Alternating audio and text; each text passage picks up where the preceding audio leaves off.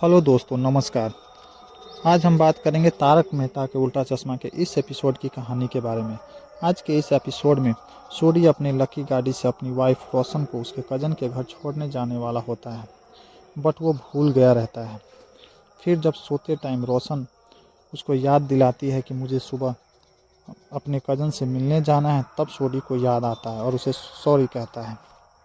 सुबह जब सूर्य अपनी गाड़ी को साफ कर रहा होता है, तब आत्माराम, भीरे और पोपटलाल आते हैं। उनको सूर्य ये बात बताता है कि वो अपनी वाइफ को उसके कज़न के घर पे छोड़ने जाने वाला है। तभी सामने से टप्पू आ जाता है, जो बताता है कि पूरी टप्पू सेना आज मॉल घूमने जाने वाले हैं, जो सूर्य को ये बात पता नहीं रहता है।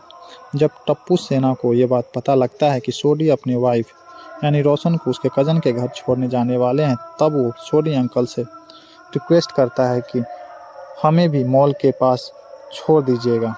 तो इस पे सूर्य हाँ बोल देता है। सूर्य खुशी खुशी टप्पू को बोलता है कि इसमें भी कोई पूछने वाली बात है, तुम सभी आ सकते हो। भीरे सोचता है कि आज बच्चों कोई शरारत न कर बैठे, इसलिए भीरे पोपटलाल को बोलता है कि तुम भी टप्पू सेना के साथ मॉल चले जाओ, क्योंकि आज तुम्हारी छुट्टी है। पोपटलाल इसके लिए मना कर देता है, क्योंकि वो बिना काम का क्यों जाए।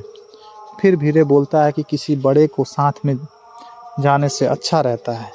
फिर भी पोपटलाल नहीं मानता है, तो भीरे एक दिमाग लगाता है और बोलता है कि ये सूर्य की लकी गाड़ी है, इसमें जाने से क्या पता तुम्हारा जीवन भी सफल हो जाए, तुम्हारे लिए जीवन साथी मिल जाए। इस पर वह भावुक हो जाता है और जाने के लिए तैयार हो जाता है। माहौल पहुंचते ही बच्चे बॉलिंग करने के लिए ऊपर सीढ़ियों से तेजी से भागते हैं, जिसमें पोपटलाल पीछे छूट जाता है। वह इधर उधर ताक झाँक करता है कि बच्चे कहाँ गए, पर कोई दिखाई नहीं देता है। वह एक महिला से पूछता है कि बॉलिंग कहाँ होती है, बट वो जो बताती है पोपटलाल को समझ नहीं आता है। फिर टप्पू सेना ऊपर से आवाज़ लगाती है कि पोपट अंकल, हम लोग यहाँ हैं। तो पोपटलाल बहुत तेज़ी से सीढ़ियों से ऊपर जाते रहता है। तभी वह एक लेडी से टकरा जाती है।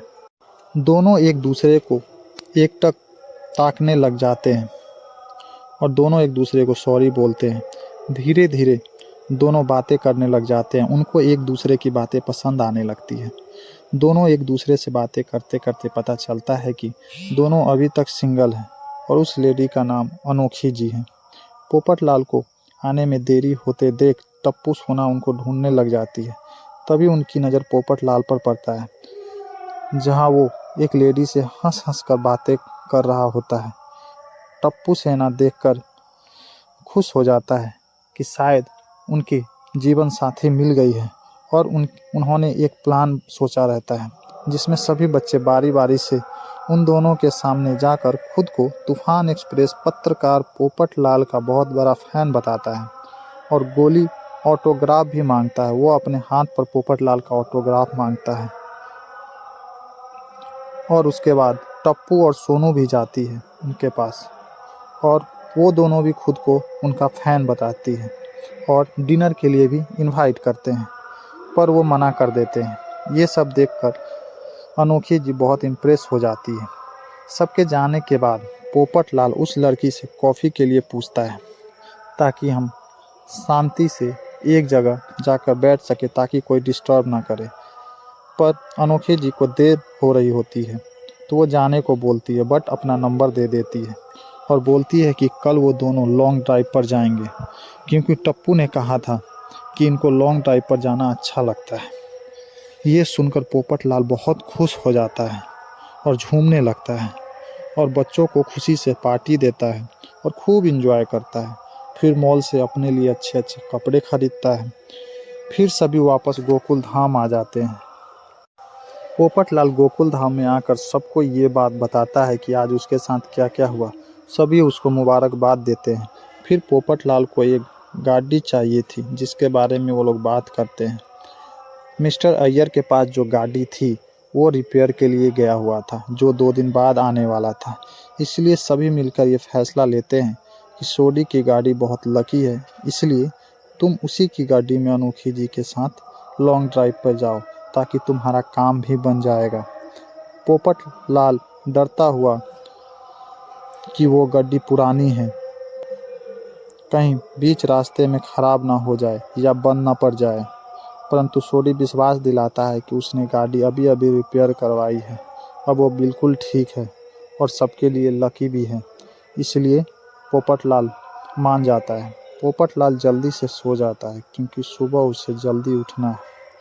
सुबह उठकर वो फटाफट मंदिर जाने के लिए तैयार हो जाता है ताकि उसका आज का काम बन जाए। मंदिर जाते टाइम जेठालाल कंपाउंड में मिल जाता है, जो जलेबी फाफड़ा नाश्ते के लिए मार्केट से लेकर आ रहा होता है।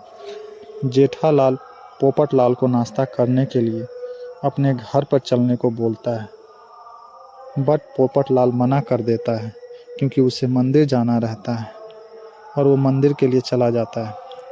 बाद में पूरी टप्पू सेना मिलकर पोपटलाल को एक नई लुक में रेडी करवाता है। सभी उसकी बहुत तारीफ करते हैं। सबसे बातें करते समय याद आता है कि उसने चाचा जी का आशीर्वाद लेना तो भूल ही गया है। इसलिए वो दौड़कर जेठालाल के घर पे जाता है। जेठालाल उसको आज के दिन के लिए ऑल द बेस्ट बोलता है और पोपटलाल चाचा जी चिल्लाता है। चाचा जी रूम से बाहर निकलते हैं तो पूछते हैं कि क्या बात है। फिर वो बात बताता है। फिर चाचा जी उसको आशीर्वाद देते हैं कि आज जो भी काम के लिए जा रहे हो वो पूरा होगा।